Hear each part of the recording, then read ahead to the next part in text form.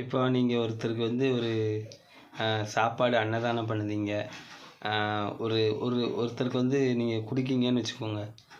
பக்கத்து வீடா இருந்தாலும் சரி, வயசானவங்களுக்காலும் சரி, யாருக்கா இருந்தாலும் சரி, சின்ன குழந்தைகளுக்குனாலும் சரி, குடுக்கும்போது அந்த உணவ வந்து நல்ல முறையில குடுங்க. சரியா? சிலவங்க என்ன பண்ணுவாங்க தெரியுமா?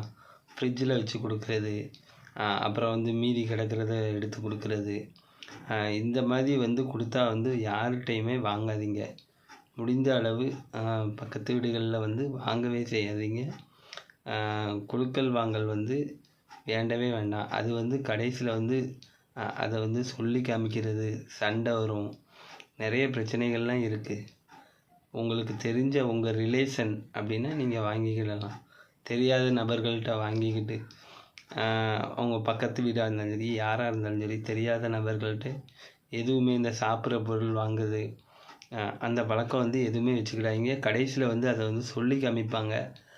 அது வந்து அசிங்கம் நமக்கு. இதை வந்து ஃபாலோ பண்ணுங்கள். சரியா? நான் சொன்னது கரெக்டானு கமெண்டில் சொல்லுங்கள். வீடியோ பிடிச்சா லைக் பண்ணுங்கள். நன்றி, வணக்கம்.